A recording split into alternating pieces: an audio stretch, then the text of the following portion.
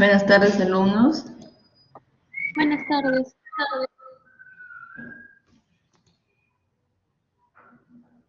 Buenas tardes. Vamos a hoy día hablar sobre resucitación cardiopulmonar y vamos a compartir ahorita las diapositivas.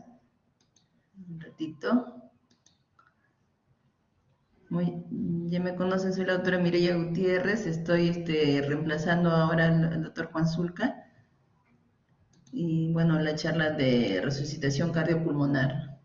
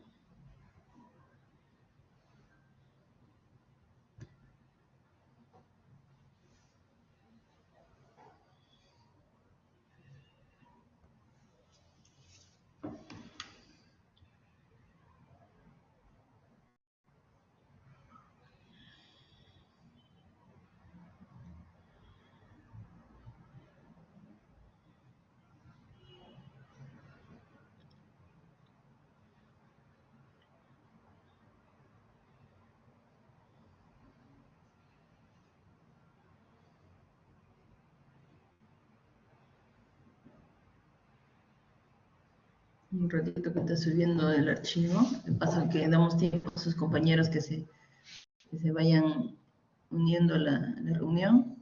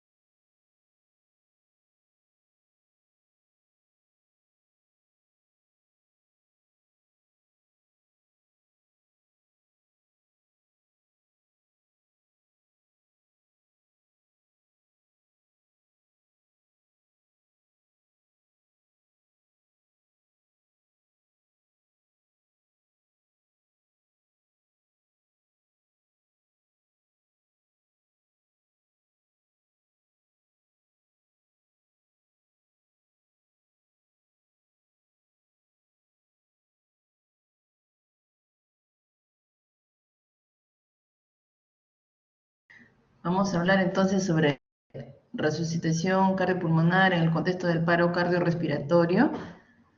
Primero vamos a mencionar las causas del paro cardiorrespiratorio. Tenemos causas primarias, con corazón enfermo, corazón sano, causas secundarias. Entre las causas por corazón enfermo tenemos en primer lugar, lo más frecuente son las cardiopatías isquémicas en un 70-80%, miocardiopatías, valvulopatías, miocarditis. Causas en caso de corazón estructuralmente sano, tenemos fibrilación ventricular idiopática, enfermedades de canalopatías, que ya hemos tocado también en las arritmias, síndrome de QT largo, síndrome de Brugada, el síndrome de QT corto y otras alteraciones del ritmo cardíaco. Entre las causas secundarias tenemos la hipoxia o hipoxemia grave, shock de origen diverso, ya sea shock hipovolémico, ¿no? Un desequilibrio hidroelectrolítico y ácido base.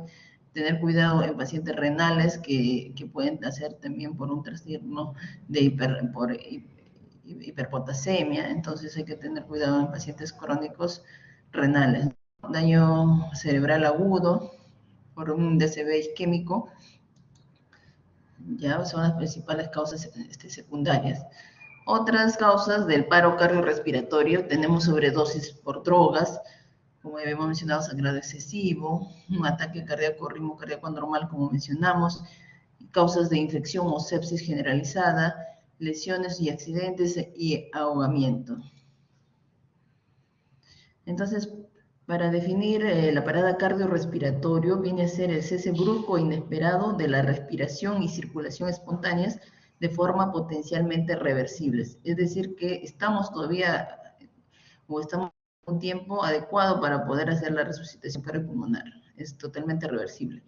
Entonces, la resucitación cardiopulmonar va a venir a ser el conjunto de maniobras empleadas para revertir dicha situación con el objetivo fundamental de recuperar las funciones cardiocerebrales a su normalidad.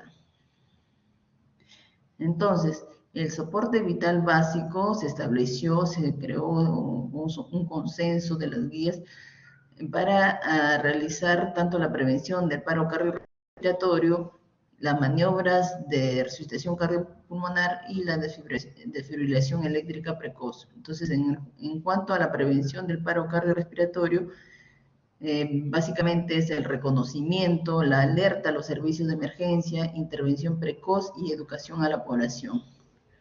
Entonces, esos son los tres principales fundamentos, ¿no? Ya desde el 2000 y 2005, 2010, después 2020, la AJA viene haciendo sus actualizaciones de la guía de RCP, o sea, la Sociedad Americana del Corazón. Entonces da sus recomendaciones y la guía cómo tratar el paro cardiorrespiratorio. Incluso últimamente, en 2021, ha salido una nueva actualización de la guía del 2020, pero ya es la actualización por la Sociedad Europea de Cardiología. Vamos a ver todo ello. Entonces, ¿cómo empieza el RCP? Sus pasos. Como inicialmente ya ustedes saben, el ABC, ¿no? El ABC de la reanimación cardiopulmonar básica va a constar de 3 etapas o fases sucesivas determinadas por el mismo orden que pone la sigla de las cuales viene en el idioma inglés. O sea, inicialmente se había visto que era la vía aérea y después dar la respiración, breathing, y después dar la circulación por medio de las compresiones. Pero la última guía, a partir de 2010, 2015, ya establece que primero hay que priorizar las compresiones. Primero se hacen las compresiones, 30 compresiones por 2 ventilaciones. Posteriormente empezar con la revisión de la vía aérea, si no hay alguna obstrucción a nivel de la boca que esté produciendo la interrupción del paso a la vía aérea, y posteriormente ya dar las ventilaciones, ¿no? Dar las ventilaciones de acuerdo a cómo sean las compresiones. Entonces, C viene a ser de circulación y de compresiones. A, airway, de lo que es ver la vía aérea, y la B de breathing, del sigla de inglés, en cuanto a la respiración. Acá tenemos primero, ahora se priorizan las compresiones. Después, verificar la vía aérea, hacer una hiperextensión del cuello, ¿no? Y revisar si es que hay alguna obstrucción, posteriormente dar la ventilación y empezar las compresiones y las ventilaciones a un ritmo de 30 compresiones por 2 ventilaciones. Entonces, también se estableció lo que es la cadena de supervivencia. Entonces, ¿para qué? Para reorganizarse mejor cómo esos son los pasos y el actuar para la resucitación cardiopulmonar. Entonces, primero es el reconocimiento precoz de la urgencia médica y llamada de auxilio. Posteriormente viene a ser el RCP precoz realizado por los testigos o los legos, que dicen la guía lo menciona como legos, y si es que tenemos a mano un desfibrilador, darlo, o cuando ya llegue la ambulancia, proceder a colocar el desfibrilador automático o manual, y posteriormente ya cuando viene en la ambulancia, dar el soporte vital avanzado, ¿no? Los cuidados ya avanzados. Entonces esa es la cadena de supervivencia, que esa del 2005, después del 2009 también es parecida en la guía. Y después, bueno, como les digo, estoy mencionando todos los pasos de la cadena de supervivencia. Y en la guía ya actual del 2020, crean otro eslabón a la última fase, después de los cuidados postoperatorios, y también la rehabilitación, agrega una cadena más al eslabón y lo divide en tanto lo que es la parada cardíaca, si se da intrahospitalaria o si se da extrahospitalaria, ¿no? Los mismos pasos igual, pero intrahospitalarios, en primer lugar, por ejemplo, el reconocimiento, ¿no? del paro y nuevamente llamar a los más expertos en atención de emergencias, de shock, ¿no? A los emergencistas, pero ya uno empezar con las maniobras de resucitación. Si tenemos el monitor a la mano, ya proceder a la desfibrilación si es que tenemos un ritmo desfibrilable.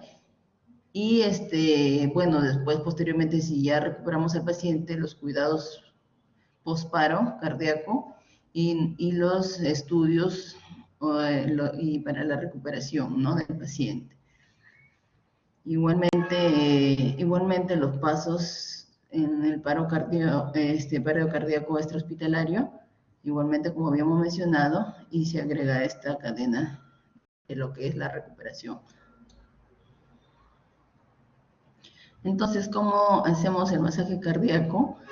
El punto del masaje dice que podemos localizarlo midiendo los 2 dedos por encima de la apófisis sifoides. Y ahí colocamos la palma de la mano, colocamos primero el talón de la mano sobre esta zona y la otra mano va a ir encima. Y con los brazos hiperextendidos en esta posición, ¿no? Vamos a dar las compresiones en el centro del pecho, ya unas compresiones al inicio se decía 4 o 5 centímetros de profundidad, pero ahora las guías incluso recomiendan hasta 5 centímetros, de 5 a 6, pero no más de 6, ¿no? De 5 a 6 compresiones, de 5 a 6 centímetros de profundidad, las compresiones, de 5 a 6 centímetros de profundidad, y siempre tratando de volver, uno comprime y vuelve a su posición inicial el tórax para que se expanda nuevamente, ¿ya? Compresión y descompresión. Entonces, igualmente se coloca y así, si es que no sabemos dar las ventilaciones, no se preocupen, seguir con las solamente compresiones, pero si podemos dar las respiraciones, damos 30 compresiones y 2 respiraciones, ¿no? Colocando y hiperextendiendo el cuello, ¿no? Y si ya tenemos una persona y si estamos en el hospital, podemos hacerlo con el AMBU, ¿no? Entonces, 30 compresiones y 2 respiraciones. Y se recomienda, si es que uno se cansa, o sea, hacer las maniobras por 2 minutos y si es que uno se cansa ya te puede reemplazar en 2 minutos el otro operador, ¿no? Entonces, acá vemos las compresiones, ¿no? Y las ventilaciones. Y se dice que hay que hacer al menos 100 compresiones por minuto. Comprimir fuerte y rápido, permitir que el tórax regrese a su posición original, evitar excesiva ventilación, no darlas tan rápido las ventilaciones. O sea, si das un soplo, tiene que contar 5 segundos y después dar la otra respiración. O sea, no es inmediatamente. Y tratar de minimizar al máximo los tiempos para no dejar de comprimir el pecho, ¿no?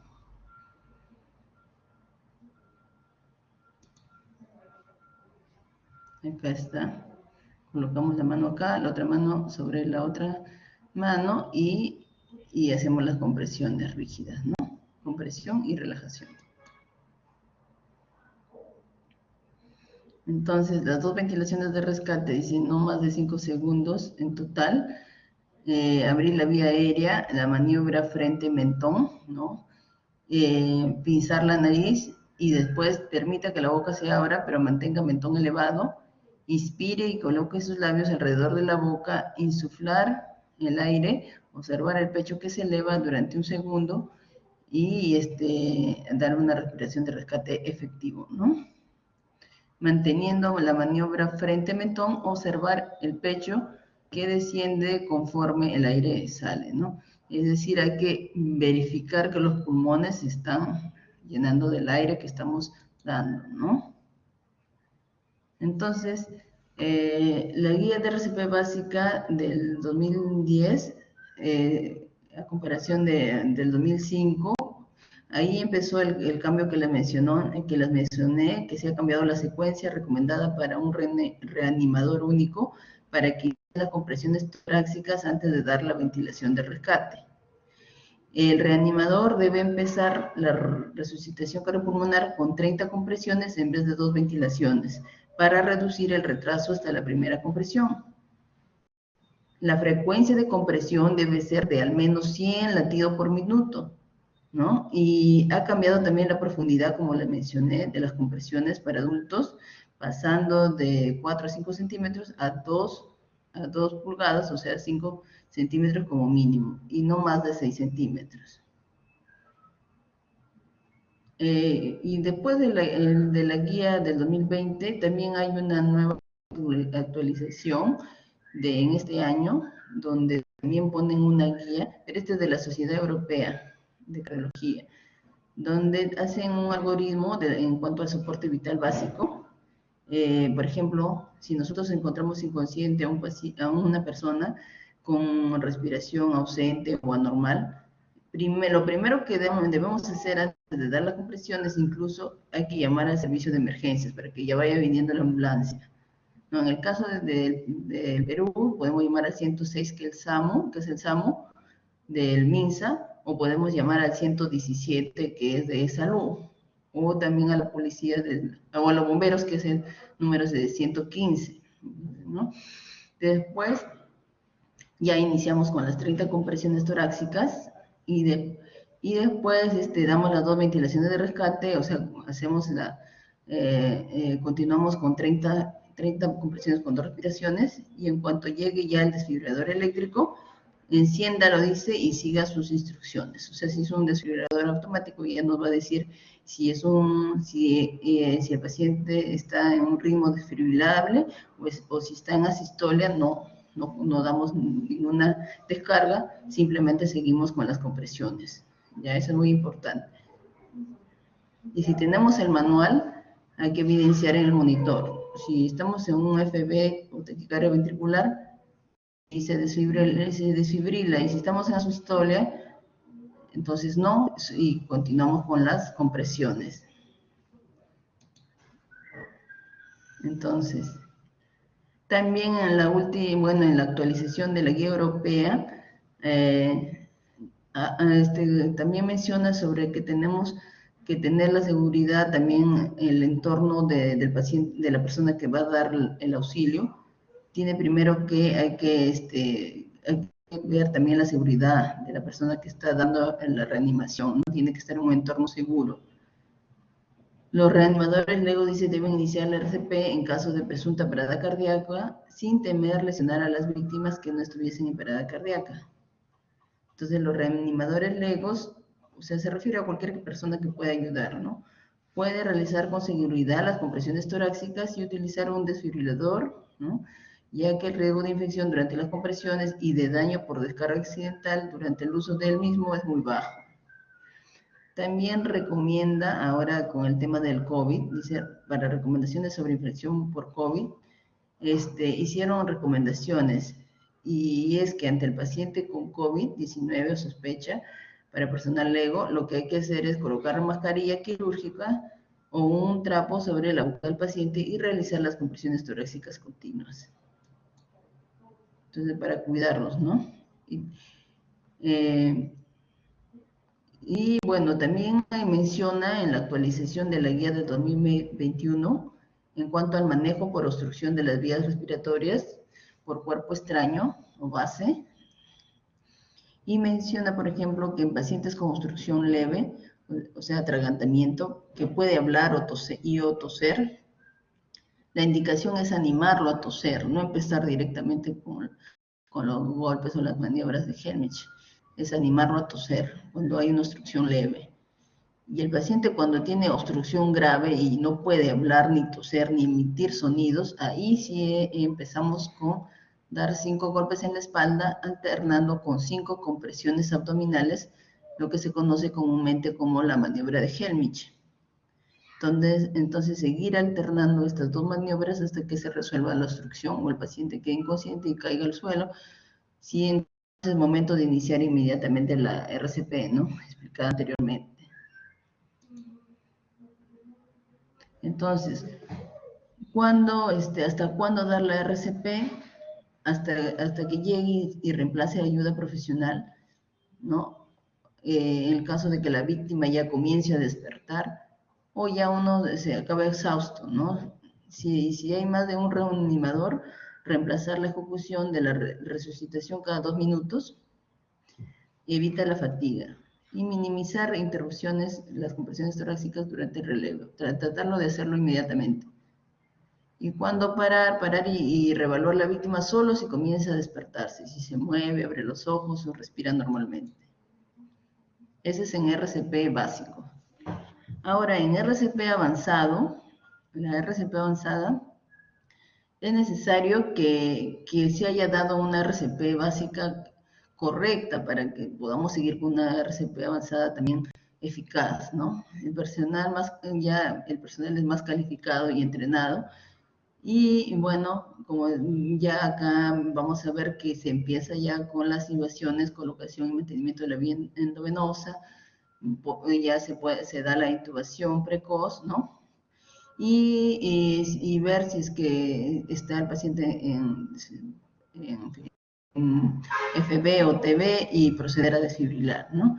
También el tratamiento farmacológico inmediatamente y vamos a decidir el final de la RCP y ver sobre todo las causas por qué se ha dado el paro cardíaco, ¿no? Tratar de acuerdo a la causa, ¿no? Entonces, acá tenemos el carrito de coche de paro de shock trauma en el hospital, que debe estar abastecido con todas las drogas que nos va a servir para hacer la resucitación cardiopulmonar.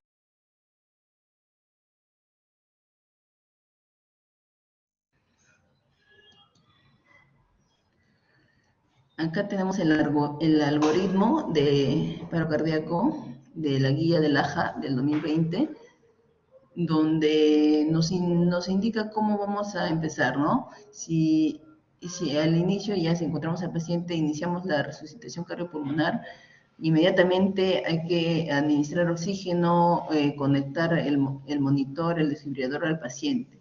Si vemos si el paciente está en un ritmo desfibrilable, ¿no?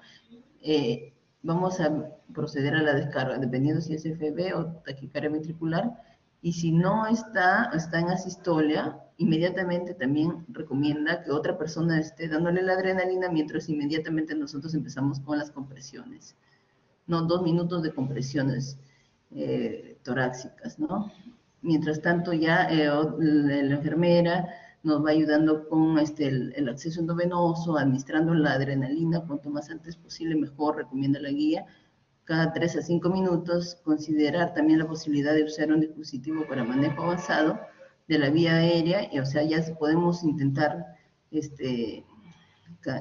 poner o intubar al paciente, y también posteriormente ya podemos medir o hacer la capnografía para ver el CO2, que también es un predictivo de ver si es que estamos dando una adecuada ventilación, ¿no? O una adecuada RCP, ¿no? Entonces, seguimos. Si es que el paciente, una vez que damos la descarga, seguimos con 2 minutos de RCP, ¿no? Y nuevamente valoramos y vemos según el monitor del desfibrilador. Si vemos que está a un ritmo desfibrilable, le damos entonces una descarga más y seguimos con RCP y también igualmente iniciamos adrenalina cada 3 y 5 minutos. Considerar también la posibilidad de usar un dispositivo de manejo avanzado, igualmente de vía aérea, lo entubamos y hacemos la capnografía y seguimos con las compresiones, ¿no? 2 minutos y nuevamente vemos con el monitor del desfibrilador. Igualmente seguimos el flujograma. Si es desfibrilable, ya si es desfibrilable, y vamos a ver que igualmente damos la descarga, 2 minutos de RCP, ¿ya? Y después iniciamos con la administración de amiodarona, lidocaína, y vemos las causas, trata de las causas reversibles, ¿no? Si hay trastorno electrolítico, iniciamos con la corrección, ¿no? Podemos aplicar bicarbonato, podemos corregir el medio interno, ¿no?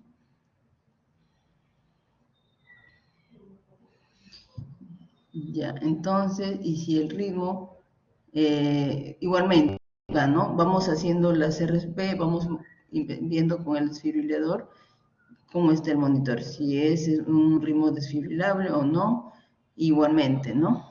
Y 2 minutos de RCP, y igualmente vamos a ver si el ritmo es desfibrilable o no, y acá seguimos con las medidas. Ya si vemos que el paciente no responde, vemos la posibilidad de que ya no continuamos con la resucitación, ¿no? O si vemos que ya hay una recuperación de la circulación espontánea, llevamos a la sala de cuidados posparo, ¿no? Para hacerle los estudios posteriores, ¿no? Y vemos si estamos frente a un infarto, por ejemplo, si es un ST elevado, llevamos a sala de hemodinámica, ¿no? Si ya recuperamos el pulso, ¿no? Entonces, igualmente.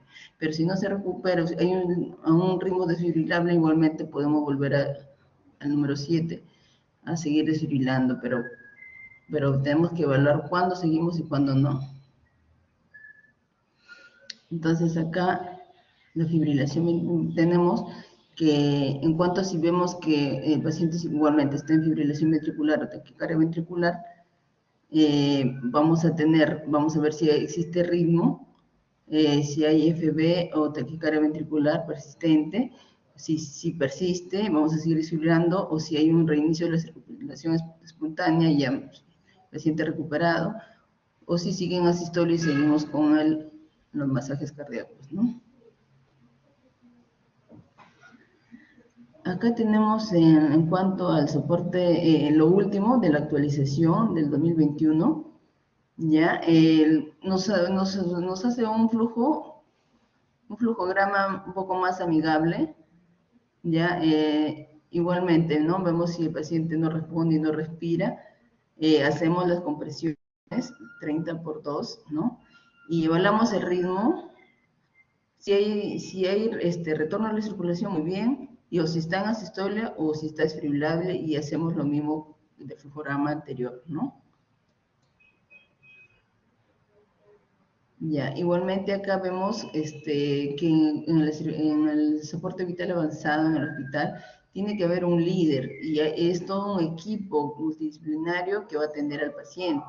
Vamos a ver que va a haber una persona que va a estar en la parte de arriba del paciente, en la cabecera, que va a ser el que va a ventilar y revisar el pulso.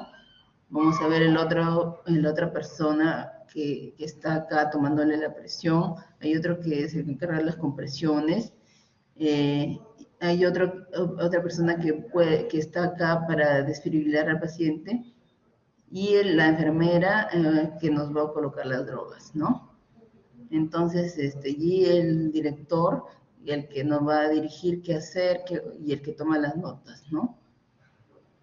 Entonces, el director es el que comanda el equipo, ¿no? Como había mencionado, todas las funciones, el que está en la cabeza y el que está en el brazo izquierdo, el que está en el brazo izquierdo se turna con el que está a su costado, en el caso de que se canse para dar las compresiones. Entonces, la otra persona se encarga de dar los medicamentos, como habíamos mencionado, y hay otra persona que se encarga de hacer el registro. Entonces, acá vemos que, miren, estos son los ritmos de FB, fibrilación ventricular, y acá ya tenemos una sistolia prácticamente. Acá también tenemos una taquicardia ventricular, que ustedes saben, cuando es FB, vamos a desfibrilar en modo asincrónico, pero si es taquicardia ventricular, el monitor le ponemos en sincrónico para dar las desfibrilaciones. Esta es actividad eléctrica sin pulso, que son actividades del corazón que prácticamente no llega a producir una contracción. Entonces, por eso que no vamos a sentir el pulso. Acá ya tenemos la sistolia, ¿no? Entonces, no hay que olvidar que puede haber otras causas, otros factores, ¿no? Tenemos de paro cardíaco, hay que descartar si no hay hipovolemia, hipoxemia, hipoglucemia, ¿no? para inmediatamente sacamos muestras para detectar qué otros trastornos asociados con el paro puede existir, ¿no?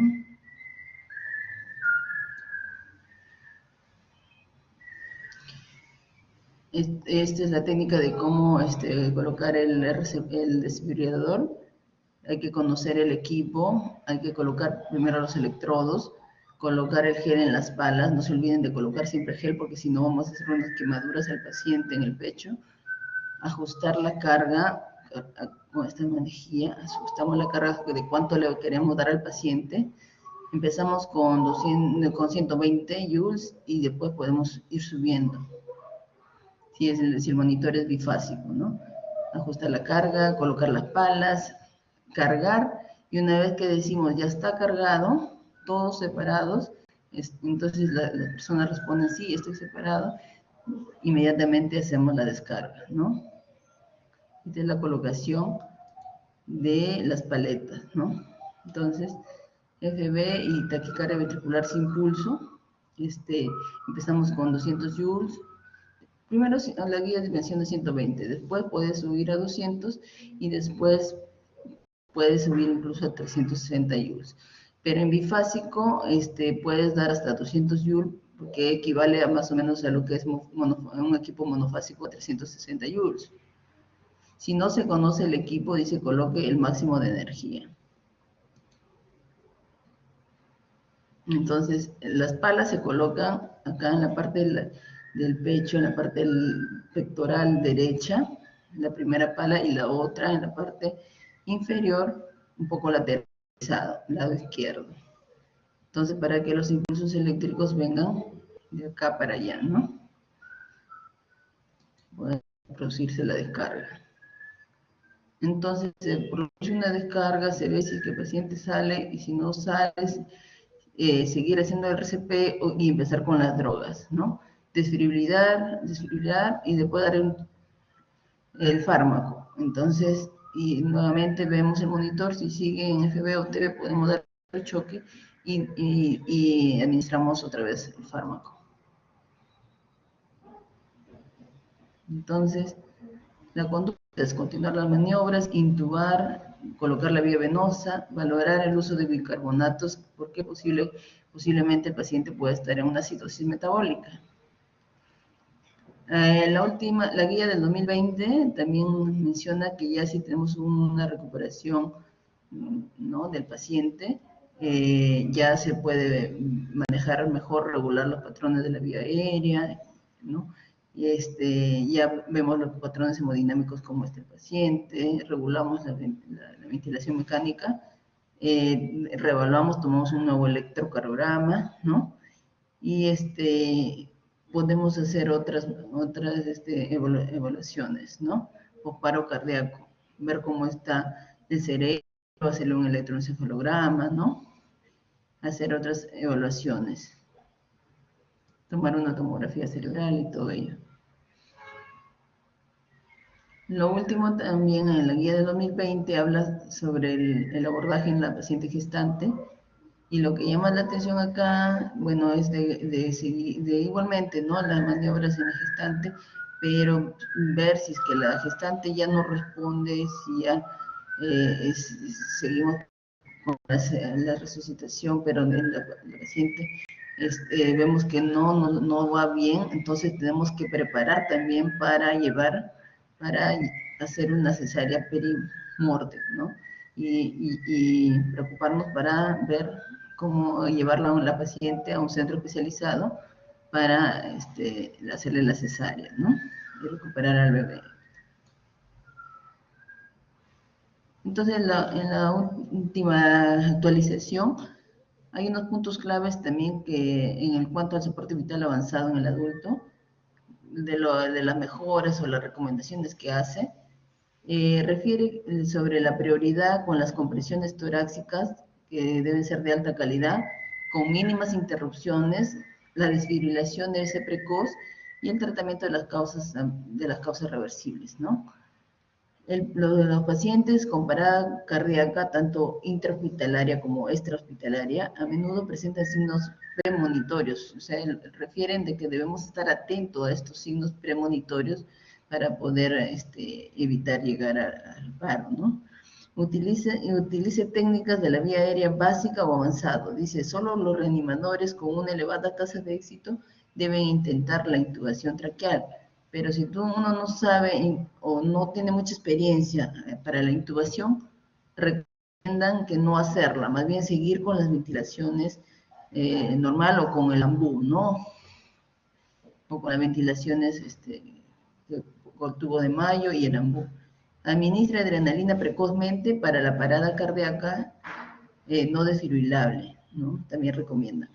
Y en pacientes seleccionados, si es factible, considere RCP extracorpóreo. Acá en la última guía ya se está considerando la resucitación con mecanismos de asistencia ventricular, como el ECMO. Entonces, ya lo están tratando de incorporar esto en los pacientes, algunos pacientes seleccionados, como terapia de rescate, ¿no? Cuando el sistema vital avanzado fracase, ¿no? Pero claro, esto en los lugares con mayor especialización, ¿no? Estos son los materiales que usamos para lo que es la intubación, el laringoscopio, el tubo endotraqueal y los ambú para dar respiración, ¿no? Y acá está más o menos cómo tenemos que intubar, cómo abrimos la vía aérea del paciente y podemos ver la laringe y acá colocamos el tubo endotraqueal, ¿no? ¿Cuáles son las situaciones en las que ya debemos suspender las maniobras de resucitación?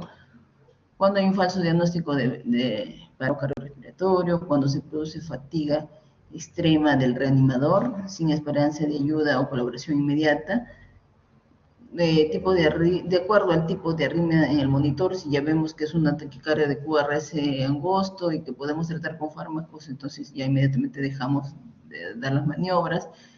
De acuerdo a la edad del paciente también, de acuerdo a la circunstancia en que se desencadenó la muerte. Bueno, si ha habido demora en la iniciación de las maniobras, entonces mejor no insistir porque el paciente puede quedar con secuelas irreparables, ¿no? El tiempo de maniobras también 20 a 30 minutos, más de 30 minutos ya podemos dejar al paciente descerebrado, ¿no? Entonces, cuando igualmente otras recomendaciones o cuando se haya restablecido la ventilación y la circulación, como dije, o después de 20 minutos igual de RCP, si ya no tenemos unas respuestas, signos claros de muerte biológica, y en los niños sí se recomienda dar RCP hasta 60 minutos porque ellos tienen una mejor pronta recuperación, ¿no? Si es que hay algún daño cerebral. Entonces, también en pacientes, o cuando se contraindica dar RCP, en pacientes con enfermedades terminales, ya pacientes que el paciente lo haya solicitado legalmente, una decisión de no ser resucitado, cuando el médico lo haya especificado claramente en la historia clínica, que no hay que reanimar al paciente, porque quizás es un paciente con una enfermedad muy avanzada, evidencia de lesión cerebral también reversible, entonces si hace un paro un paciente que ya está vegetal, ya para qué hacerlo sufrir más, ¿no? En situaciones dudosas siempre se debe conceder al paciente el beneficio de la duda y proceder a la resucitación. Bueno, eso era todo, gracias por su atención. No sé si quedó un poco, al menos claro, lo principal, al menos, alguna duda, comentario.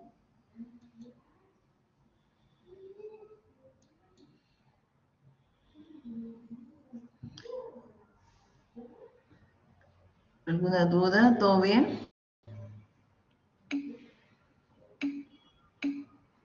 Ay, qué bueno que todo quedó claro.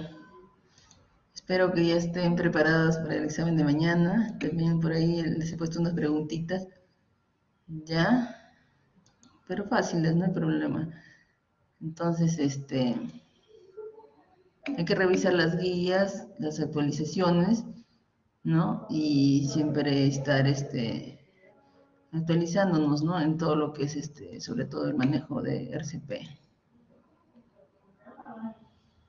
Un ritmo desfibrilable es un ritmo desfibrilable es un ritmo que tenemos que desfibrilar, usar el desfibrilador.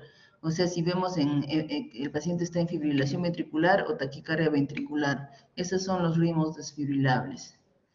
Pero si el paciente está con asistolia, que ya prácticamente no tiene, no hay ninguna arritmia, ahí tenemos que seguir con las compresiones. O sea que no siempre se va a desfibrilar, ¿ya? Eso es un ritmo desfibrilable. Una taquicardia ventricular o una fibrilación ventricular, no se olviden. Porque si el paciente está en asistolia tienes que seguir con los masajes, ¿ya? Si está en asistolia o actividad eléctrica sin pulso, que es un ritmo más caótico, acá no parece que fuera una actividad eléctrica sin pulso, es un ritmo más caótico, ahí hay que seguir con las maniobras, pero si estamos en una taquicardia ventricular y una fibrilación ventricular, acá podemos desfibrilar, ¿no? Porque todavía tenemos pulsos, ¿no? Tenemos esta actividad eléctrica. Ya, muy bien. ¿Alguna otra duda? ¿Todo bien? Y no olviden que si estamos en taquicardia ventricular, le ponemos el monitor en modo sincrónico y si está en FB, en modo asincrónico, ¿ya? Y desfibrilamos, como ya le explicamos. Muy bien chicos, entonces cuídense, sigan estudiando bastante para el examen de mañana. Ya, muy bien, hasta luego.